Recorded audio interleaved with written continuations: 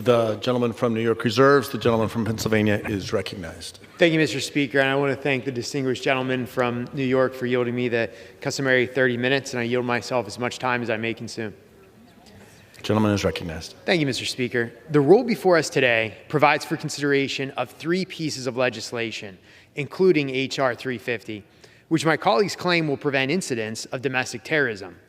But let's make no mistake, Republicans are committed to fighting hatred and violence in all forms. Unfortunately, H.R. 350 does absolutely nothing to actually make our community safer. Rather, this legislation expands the federal bureaucracy. It ignores new and evolving domestic terrorist threats, and it makes it more difficult for law enforcement to recruit and retain qualified candidates. Alarmingly, it empowers Biden's DOJ to continue labeling American parents and other political opponents as threats to stifle their First Amendment rights.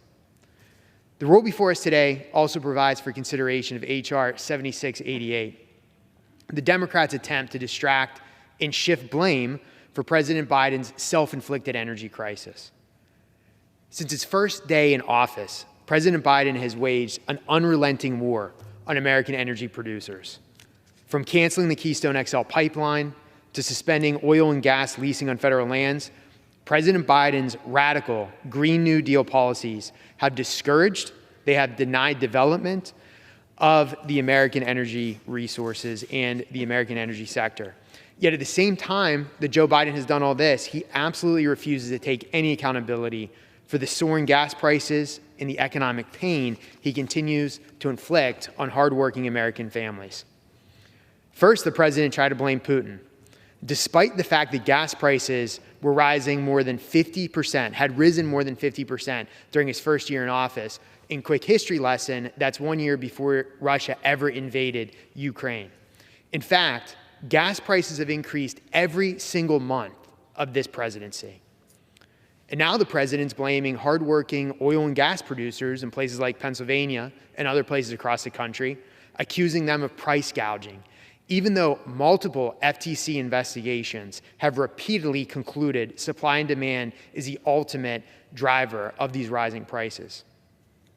And by the way, an artificial decrease in supply thanks to these radical policies.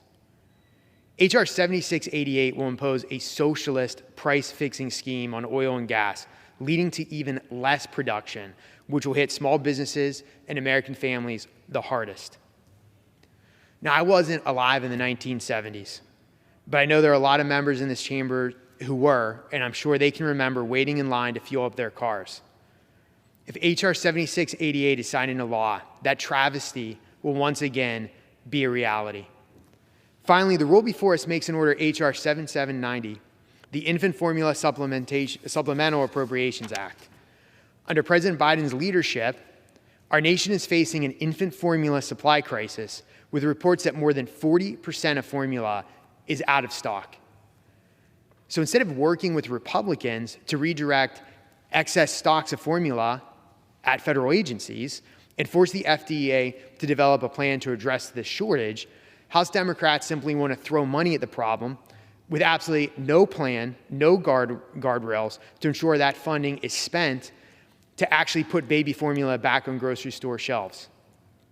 Let me be clear, we're giving $28 million to the very same unelected career bureaucrats who failed to address this crisis when it came to their attention a year ago.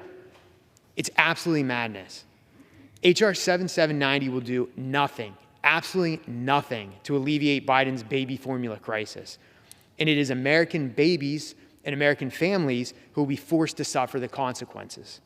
Mr. Speaker, I'd be remiss if I failed to mention that today's rule also does not make an order a single Republican amendment. But I guess I shouldn't be surprised. Republicans have attempted to work with our Democratic colleagues to make our community safer, to address inflation and lower gas prices, and to help parents feed their babies. But it's absolutely clear from today's rule and from their actions over the last 3 years that House Democrats would rather continue their partisan political theater than put forth real solutions to help real Americans. I urge my colleagues